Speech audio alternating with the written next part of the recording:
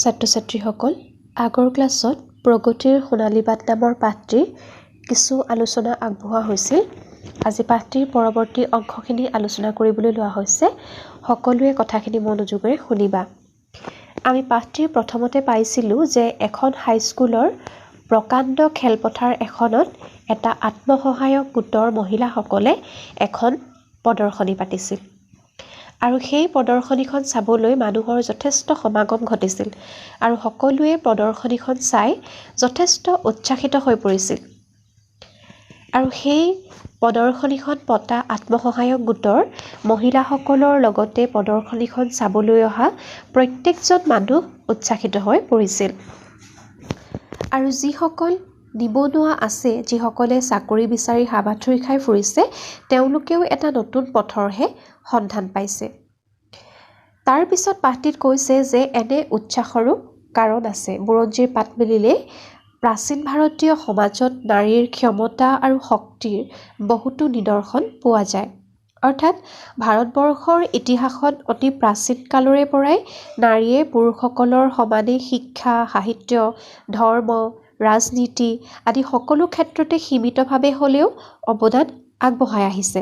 অৰ্থাৎ ইয়াত মহিলাসকলৰ উৎসাহৰ কথা ক'বলৈ যাওঁতে এইখিনি কথা পাঠটিত উল্লেখ কৰিছে যে আত্মসহায়ক গোটৰ মহিলাসকলে যি উৎসাহেৰে প্ৰদৰ্শনীখন পাতিছে, তেওঁলোকৰ মনত যি আত্মবিশ্বাসৰ ভাৱ ফুটি উঠিছে, এনে উৎসাহৰো এটা কাৰণ আছে।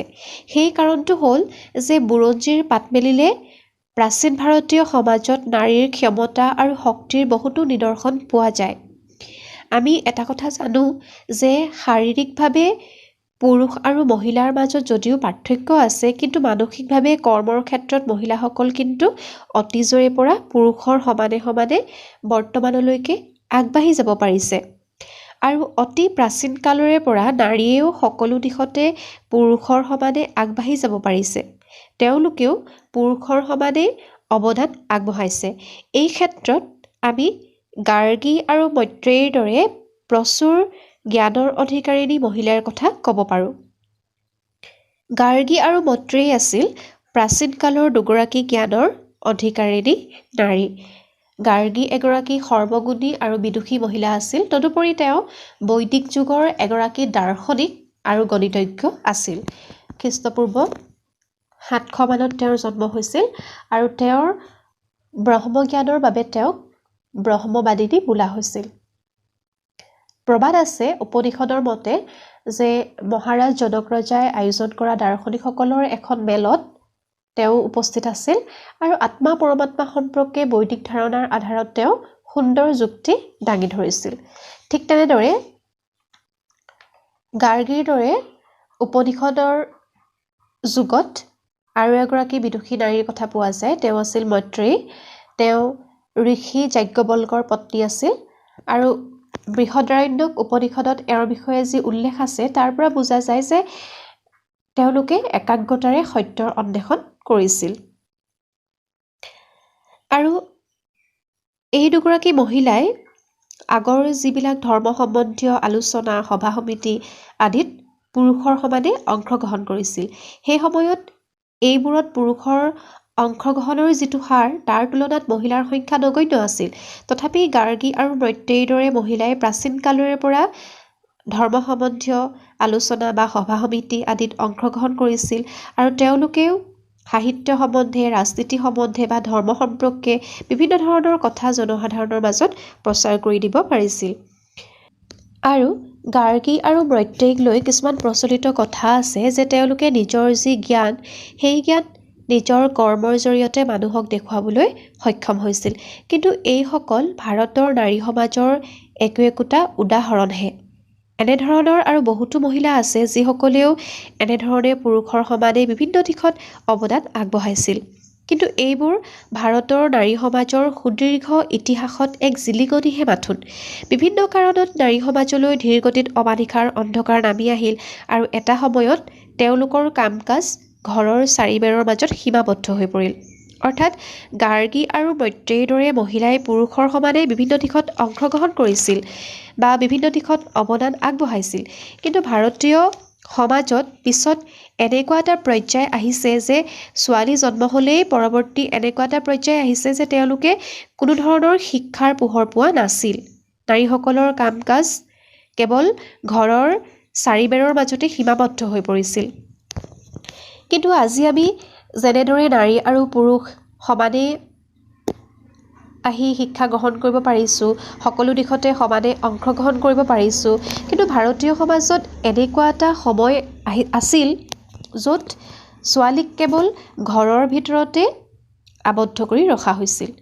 তেওঁলোকে কোনো ধৰণৰ শিক্ষা গ্ৰহণ কৰিবলৈ বা চাকৰি কৰিবলৈ বা কোনো ধৰণৰ সভা সমিতি আদিত অংশগ্ৰহণ কৰিব পৰা নাছিল। তেওঁলোকক ওলাই যাবলৈ দিয়া হোৱা নাছিল আৰু এইবোৰৰ কিছুমান কাৰণো আছে। গতিকে সেই সময়ত নাৰীসকলৰ জীৱনলৈ এক ঘোৰ অন্ধকাৰ নামি আহিছিল। কিন্তু তেতিয়াৰ পৰা বৰ্তমানলৈকে যদি আমি চাওঁ, ভাৰতৰ প্ৰেক্ষাপটত হওক বা অসমৰ প্ৰেক্ষাপটতেই হওক, বৰ্তমান সময়ত কিন্তু এখন দেশৰ প্ৰগতিত পুৰুষৰ সমানে নাৰীয়েও অৱদান আগবঢ়াই আহিছে। তাৰপিছত পাঠটিত কৈছে যে মহাত্মা গান্ধীয়ে প্ৰাক স্বাধীন কালতেই নাৰীক অৰ্থনৈতিকভাৱে স্বাৱলম্বী কৰাৰ কথা চিন্তা কৰিছিল।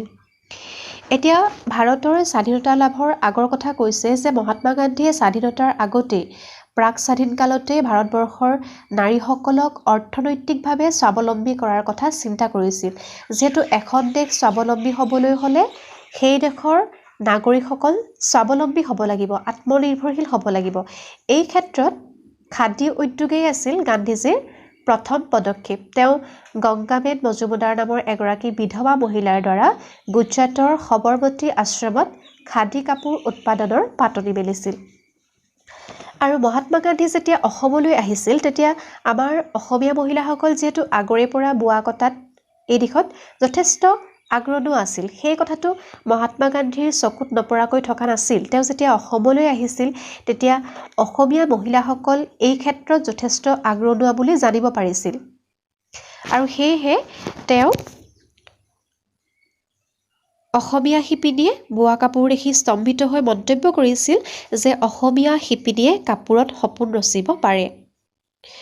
গতিকে মহাত্মা গান্ধীৰ দৰে এগৰাকী ব্যক্তিৰ মুখত এনে মন্তব্য শুনি অসমীয়া মহিলাসকলে যথেষ্ট প্ৰেৰণা পাইছিল আৰু মহাত্মা গান্ধীও যথেষ্ট আচৰিত হৈছিল যে অসমৰ নিচিনা এখন ঠাইত অসমীয়া শিপিনীয়ে এনেদৰে কাপোৰ বোৱা দেখি তেওঁ অতি আচৰিত হৈ পৰিছিল।